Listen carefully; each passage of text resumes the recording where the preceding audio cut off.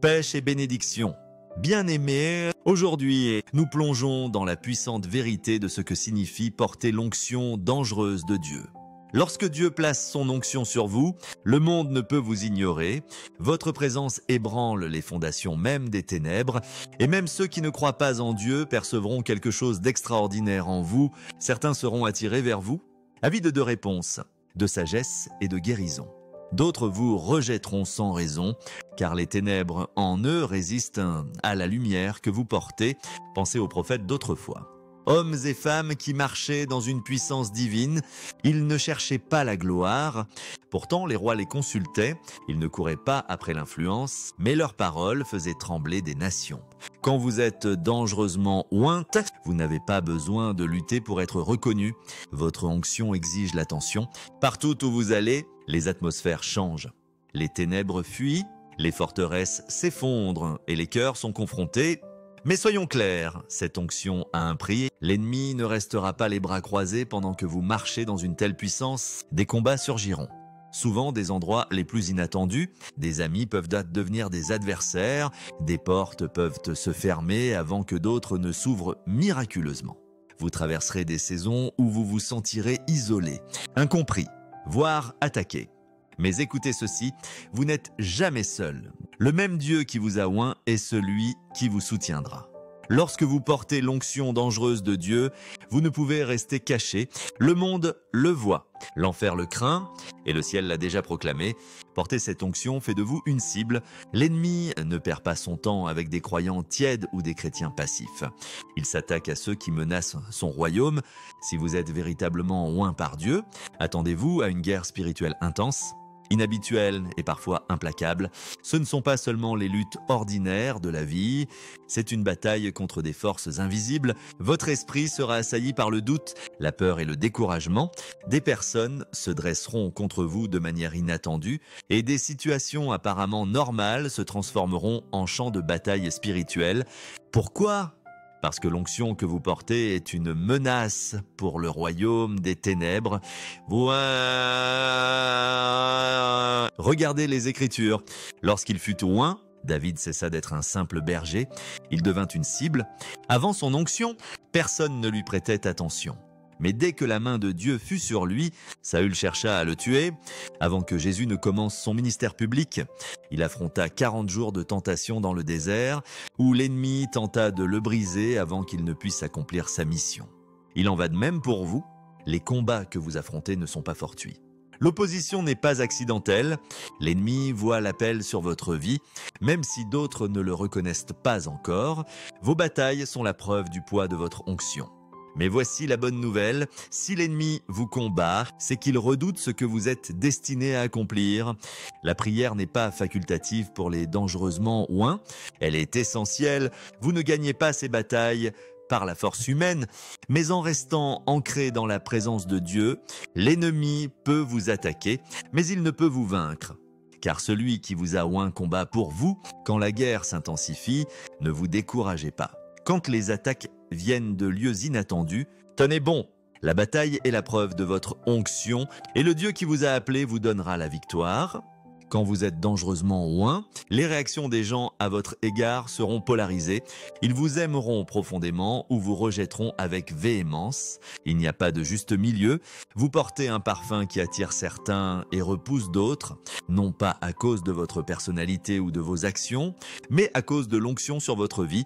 L'Esprit de Dieu en vous expose les esprits dans les autres, mais ceux qui ont soif de Dieu seront attirés vers vous, ressentant quelque chose de puissant, tandis que ceux qui sont plongés dans les ténèbres vous résisteront. Souvent sans comprendre pourquoi, considérez Jésus qui portait l'onction la plus grande que le monde ait jamais vue. Les brisés et les désespérés accouraient vers lui, mais les pharisiens et les chefs religieux le méprisaient. Ils complotèrent contre lui parce que sa présence les confrontait. Il en sera de même pour vous. Certains célébreront votre onction, l'honoreront et en seront bénis. Mais d'autres essaieront de vous faire taire, de vous discréditer ou de retourner les autres contre vous. Vous pourriez perdre des amitiés, être trahi par ceux en qui vous aviez confiance, ou vous retrouver à vous demander « Qu'ai-je fait de mal ?» Mais souvenez-vous, ce n'est pas à cause de vous, c'est à cause de ce que vous portez. L'onction vous distingue. Et tout le monde ne sera pas à l'aise avec cela. Certains mal interpréteront votre feu, d'autres envieront votre faveur. Et certains vous résisteront simplement parce qu'ils résistent à Dieu lui-même. Mais vous ne pouvez pas atténuer votre lumière pour plaire aux autres, ni taire votre vérité pour maintenir la paix. Vous n'avez pas été appelé à être aimé. Vous avez été appelé à être dangereusement ointe. Tenez bon, aimez ceux qui vous soutiennent. Priez pour ceux qui s'opposent à vous. Et n'oubliez jamais, si le monde a rejeté Jésus, il vous rejettera aussi. Pourtant, en fin de compte, l'onction parlera toujours d'elle-même. Quand vous êtes dangereusement oint, des portes s'ouvriront sans que vous ayez frappé, des opportunités vous trouveront sans que vous les ayez cherchées. Des personnes croiseront votre chemin de manière inattendue. C'est le pouvoir de la faveur divine. L'onction de Dieu n'exige pas que vous forciez votre chemin. Il ouvre la voie. Là où d'autres luttent, vous avancerez avec aisance. Là où d'autres voient des obstacles, vous verrez des percées. Regardez l'histoire de Joseph, trahi, réduit en esclavage et emprisonné, mais son onction l'a élevé du cachot au palais. Il n'a pas fait campagne pour un poste à la cour de Pharaon, ni manipulé pour gagner la faveur. L'onction de Dieu a créé un rendez-vous divin que personne ne pouvait arrêter. C'est la réalité d'une onction dangereuse. Dieu vous connectera aux bonnes personnes au bon moment. Vous vous retrouverez dans des lieux où vos qualifications ne correspondent pas, mais votre onction, si. Des portes s'ouvriront sans explication, car il ne s'agit pas de vous, il s'agit de ce que Dieu a placé en vous. Mais soyez prudents, toutes les portes ouvertes ne viennent pas de Dieu. L'ennemi tend aussi des pièges pour distraire et détruire. Le discernement est crucial. Ce n'est pas parce qu'une opportunité semble prometteuse qu'elle est divine. Quand la main de Dieu est sur vous, vous n'aurez pas besoin de manipuler, supplier ou compromettre. Sa faveur accomplira ce que l'effort humain ne pourrait jamais. Alors, ne courez pas après les positions. Courez après sa présence. Ne luttez pas pour des plateformes. Luttez pour la pureté. Observez comment Dieu vous positionne de manière que personne ne peut expliquer ni nier. Quand vous êtes dangereusement oint, la révélation coule sans effort. Les Écritures dévoilent des vérités que d'autres peinent à saisir. Vous voyez au-delà de la surface, discernant des mystères cachés dans la parole de Dieu. Ce n'est pas parce que vous êtes plus intelligent ou plus instruit, c'est l'Esprit de Dieu qui vous enseigne.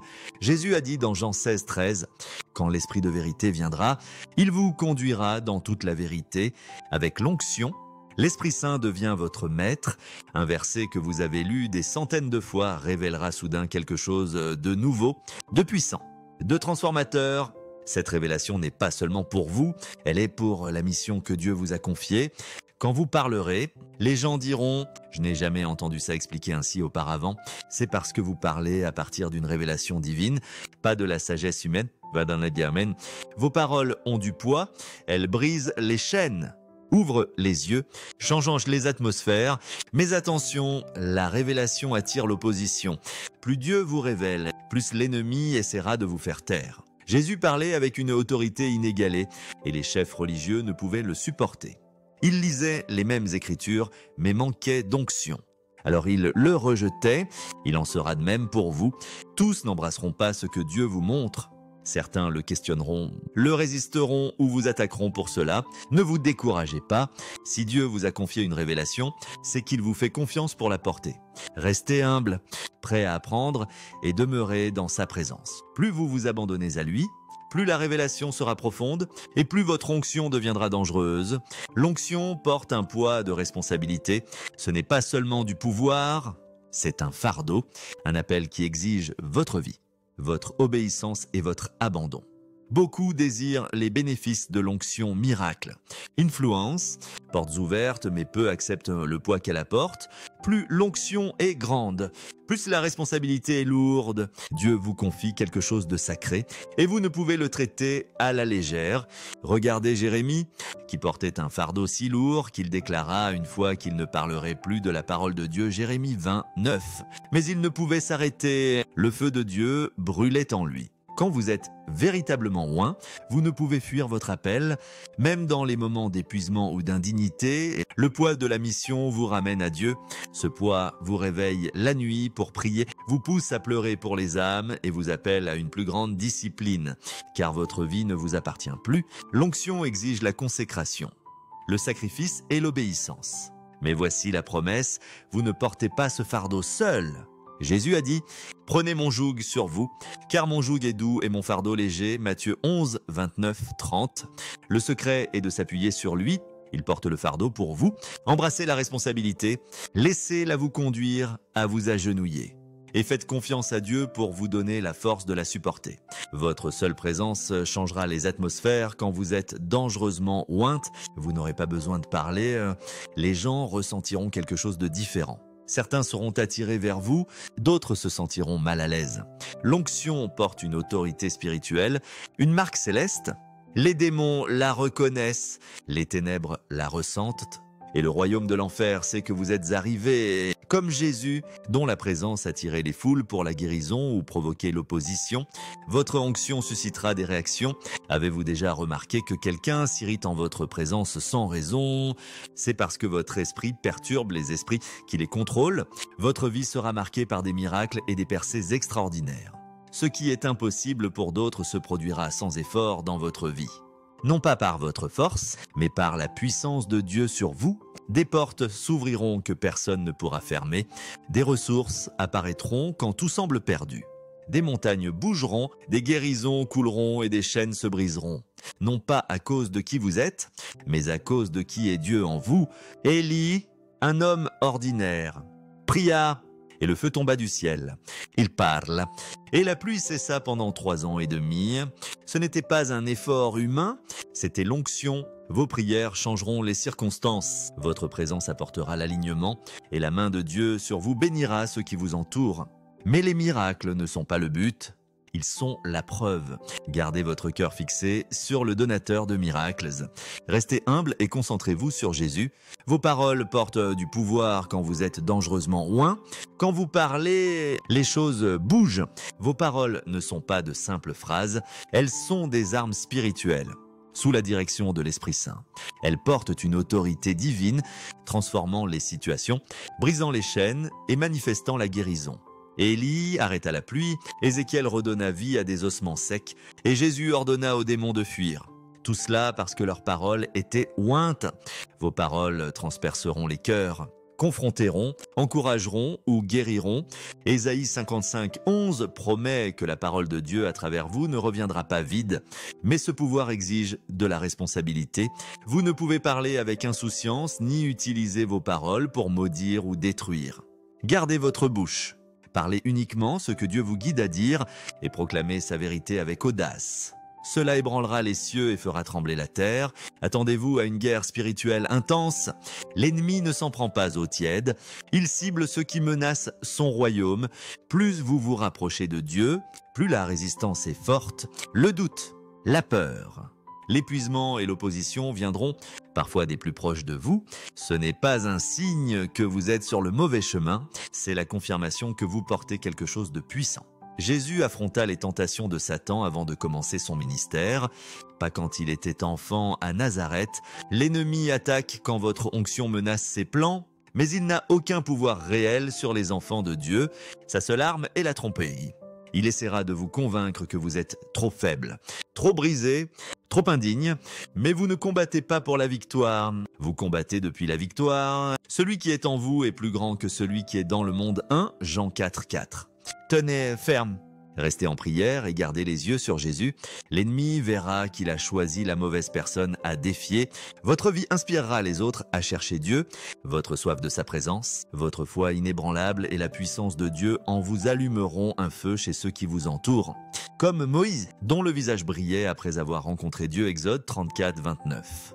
Votre onction sera évidente. Les gens ressentiront sa présence, trouveront la paix ou poseront des questions plus profondes sur la foi. Vous deviendrez un témoignage vivant. Mais l'onction n'est pas pour la gloire personnelle. Elle est pour la gloire de Dieu.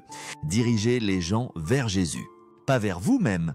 Certains ressentiront ou envieront votre onction. Mais ne laissez pas cela éteindre votre lumière. Continuez à briller, à chercher Dieu, et votre vie attirera les autres dans sa grâce merveilleuse. Il y aura des saisons d'isolement, non pas comme une punition, mais comme une préparation. Moïse passa 40 ans dans le désert, David se cacha dans des grottes, et Jésus affronta 40 jours dans le désert. Avant que Dieu ne vous utilise publiquement, Il vous prépare en privé. L'isolement peut sembler solitaire, les amitiés peuvent s'estomper et vous pourriez vous sentir oublié. Mais Dieu élimine les distractions, vous aligne avec votre destinée et vous attire dans une intimité plus profonde avec lui. Dans le lieu secret, vous gagnez la force, la sagesse et le caractère nécessaires pour porter l'onction. L'ennemi chuchotera que vous êtes abandonné, mais c'est une préparation divine. Embrassez cela, laissez-la vous affiner et quand Dieu vous libérera, vous émergerez plus fort, plus sage et plus oint que jamais. L'onction apporte une audace inébranlable, la peur et l'intimidation perdent leur emprise. Vous parlez et agissez avec assurance, non pas en vous-même, mais en celui qui est en vous. David courut vers Goliath. Élie affronta 550 prophètes de Baal, et Pierre prêcha avec audace après la Pentecôte. L'onction fait des géants des opportunités et rend les opinions insignifiantes. D'un Proverbe 28, 1 déclare « Les justes sont audacieux comme un lion ». Cette audace, enracinée dans l'humilité, fait trembler l'enfer et bouger le ciel. Ne vous excusez pas pour le feu en vous, tenez ferme et parlez quand Dieu vous guide. Votre soif de Dieu ne s'éteindra jamais.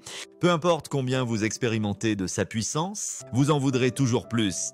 Moïse, après avoir vu des miracles, cria encore « Montre-moi ta gloire » Exode 33, 18. Cette soif vous distingue, alors que d'autres se contentent d'une foi superficielle.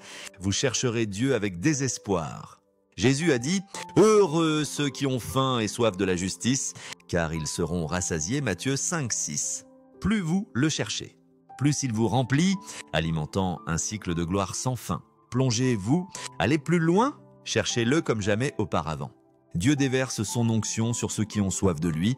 Les esprits religieux s'opposeront à vous, souvent plus que le monde. Les plus grands critiques de Jésus étaient les pharisiens, qui ne pouvaient ni nier ses miracles mais le rejetaient pour avoir perturbé leur tradition.